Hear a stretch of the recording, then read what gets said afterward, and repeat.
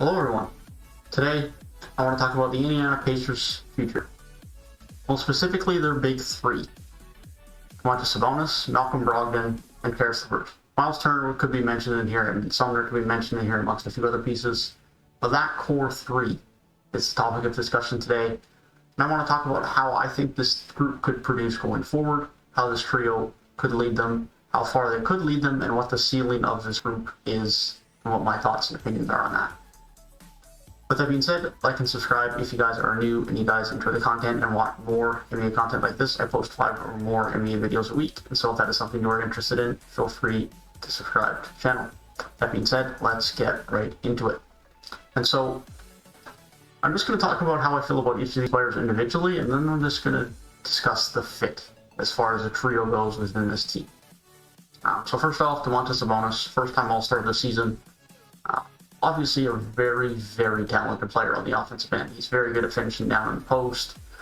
He has an array of moves down there he can use. His scoring in the mid-range, his ability to shoot from the mid-range. He's not a great three-point shooter, and that's his only thing on offense that lets him down. If he was a great three-point shooter, he would be on a much higher level on the offensive end. But his ability to score outs in any other scenario is very, very strong. He's a great scorer. He's also developed into a very good passer of the ball. His assist numbers are high for a reason. He is very good at finding his teammates, creating open space for others, and finding those open players and making an active pass.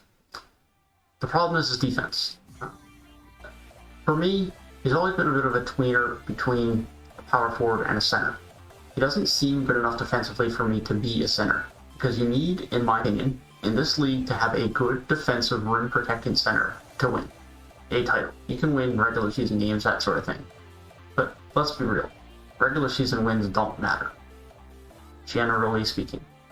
And regular season wins has been something that Indiana has been good at for a long time, dating back to when Danny Ranger was the main guy in the team, and then Paul George. Now since the transition here with Levert, Brogdon, and Sabonis, Oladipo was the guy for a while. They've transitioned and constantly been anywhere from the 2 to 3 to 5 or 6 seed in the East. This year dropping off a little bit, it's just some injuries and a weird season with COVID and whatnot. But with that being said, it's been still a fairly good season for Indiana, and they have a fairly talented roster. But I don't know how well the fit is for them to be able to win with Sabonis at center. As far as power forward goes, there's some really talentedly, athletically gifted power forwards in the league now.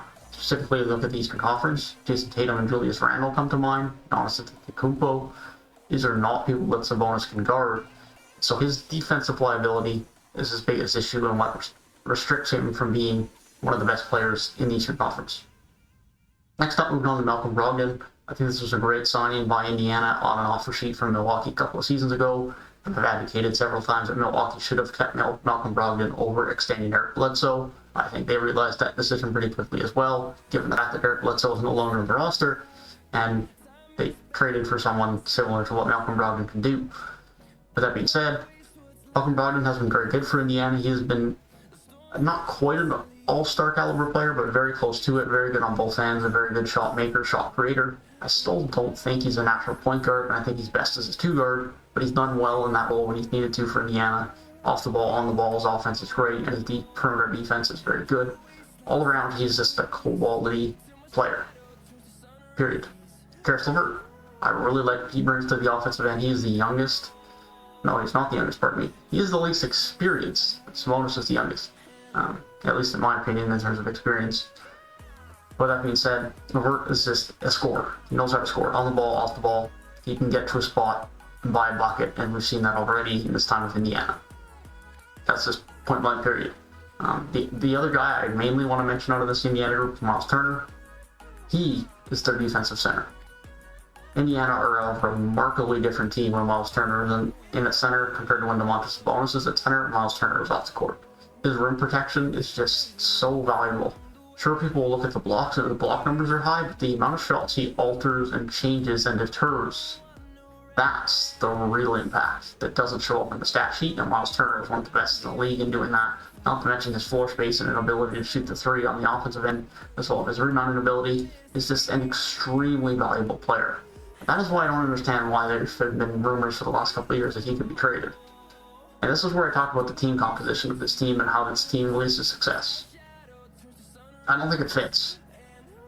Most notably with Sabonis, because Sabonis just is not good enough to be. He's not a great defensive player. He's not good enough to play defense at center, and I think you can hide him a little bit more at power forward than you can at center. And so, I have an issue with Sabonis. I really like Sabonis' game. This is not me hating on Sabonis. I really like watching him play. I like his game. I like his skill set. But defensively, he's an issue. And so, if I was Indiana, initially when I heard the trade rumors at the deadline that Brogdon and Sabonis could be being shopped, I was very surprised, and I didn't quite understand why. And even now, up until about a few days before recording this, I was very high on this Indiana group's future, and I thought this could be a really big threat in the East.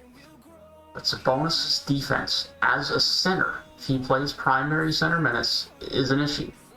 So I wouldn't be completely against listening to trades if you're Indiana. I wouldn't say that you should be shopping him and trying to trade him. But I wouldn't be not listening to offers for Domantas Sabonis if I could retool and acquire some different assets to build around Miles Turner, Caris, Levert, Malcom, Brogdon, and whoever you bring in. Will that happen? I don't think so. And so with that being said, all of these guys have 2 more years left on the deal outside of Sabonis, who have 3. And I don't know if the ceiling is that high for them. I think they could be a really good regular season team. And when McDermott stays around, they could potentially bring back Edmund Sumner. Maybe they bring back T.J. McConnell. Of course, Jeremy Lamb is still around for another year, I believe, and P.J. Warren will be back from injury next year. With that being said, this seems like a really good regular season roster. They almost seem like a Utah team to me. Fairly good on defense, lots of options on offense, no true absolute superstar, but some good quality scorers. I don't think they're a team that is going to have much playoff success. I could definitely see a lot of second round appearances for this team, but I don't think their ceiling is that high, which to me is disappointing, because even as a Toronto Raptors fan, I really like Brogdon, really like Sabonis, I really like Levert, I especially like Miles Turner's game. I like this Indiana roster, some of the players they have on it. But I've said this time and time again, and I've had Denver fans mad at me for this. I don't see a way that a team can win an NBA title when their center is not a good defender. A slightly above average to maybe even average center. Now, Miles Turner is always the center, and Sabonis never plays center. I can get behind it. But Sabonis does play center. That's just facts. He plays minutes at the center position. I don't like Denver's odds of winning the title as long as Nikola Jokic is there, because even though Nikola Jokic is so good, he's so talented, he just doesn't have the rim protection. And you need a good rim protector to win in this league. Generally speaking. If you look at the last few champions, Anthony Davis.